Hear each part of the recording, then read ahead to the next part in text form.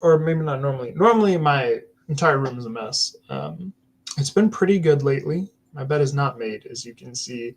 Um, I've been doing better with like folding putting away my clothes. This is 24-year-old adult success stories, and there happens to be something hanging down. I'm doing better at the moment. That's actually fairly organized for my norms, so we take those. Yeah. Anyways, just giving everybody a second to come in, but Sarah started a new sermon series on Sunday, and if you haven't had a chance to check it out, I highly recommend it.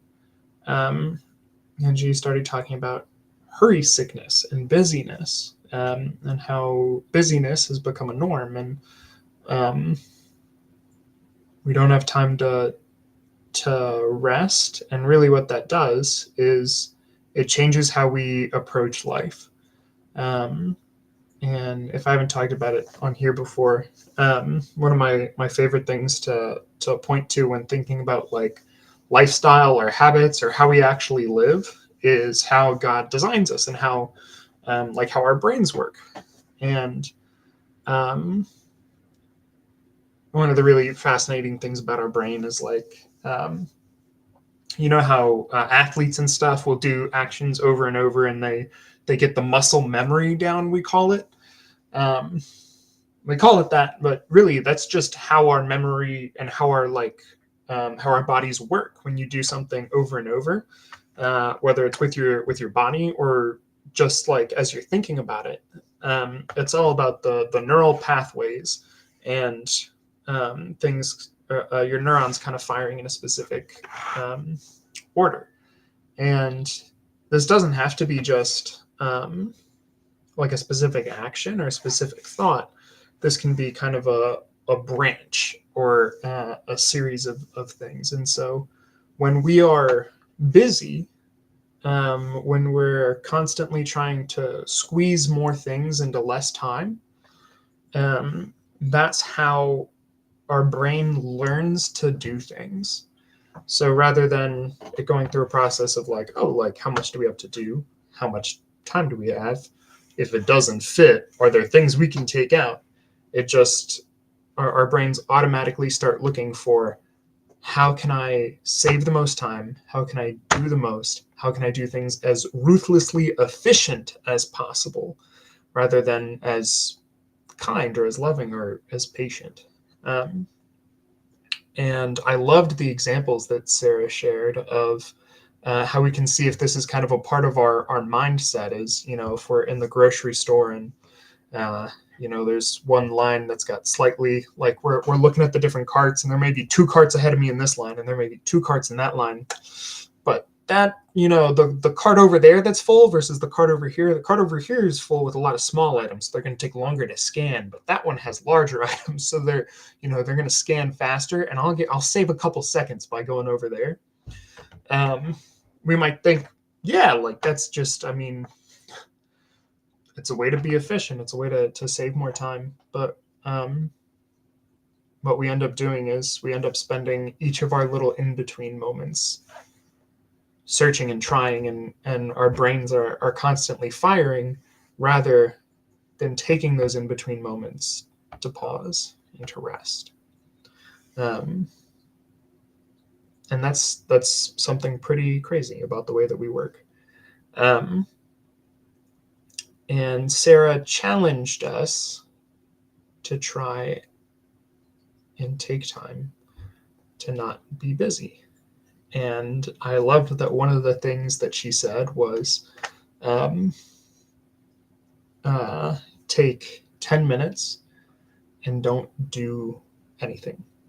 Um, or she said, take an hour and live like a sloth. Um, and so just do everything very slow. Um, and this is something that uh, when we try and route our brains to new pathways, there's resistance. And so things can be uncomfortable or even painful for us to do differently. Um, and uh,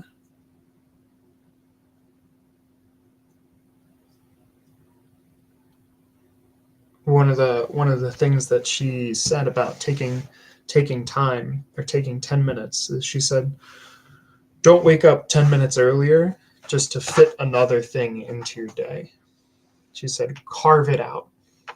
And I appreciated that. And I think that a lot of the time, if we end up in, a church service or whatever, and we hear something like that, we think, yeah, that's nice. And we might take it as a little attitude shift, but um, once we get out of school, we tend not to take our homework very seriously, I think. Uh, and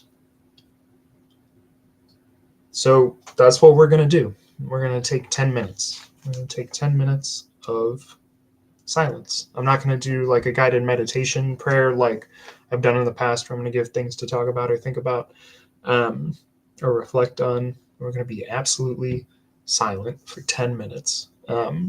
And um, if you think, oh, well, that's silly, like I can go be silent and do nothing for 10 minutes whenever, like, why are we doing it during morning prayer? Um, well, I know that if I don't do it now, I'm probably not going to go and do it later. Um, and we may have the best intentions for ourselves to go and do it later. Um, but I know that a lot of the time we won't. So this is me carving 10 minutes out to take seriously and um, try and readjust some of my, um, not just my neural pathways, but my attitude, my life, I had someone I would talk to a lot about spiritual things, and the phrase we would use for this would be the posture of my heart. So, I want the posture of my heart to be more patient, more gentle, and loving, and kind, and less hurried. So, um, if this isn't what you want right now, as always, feel free to leave, and I encourage you to take time to do it later and carve it out. Um, I'll start my 10-minute timer, and when it goes off, I will end the recording. And I hope that you have a great day.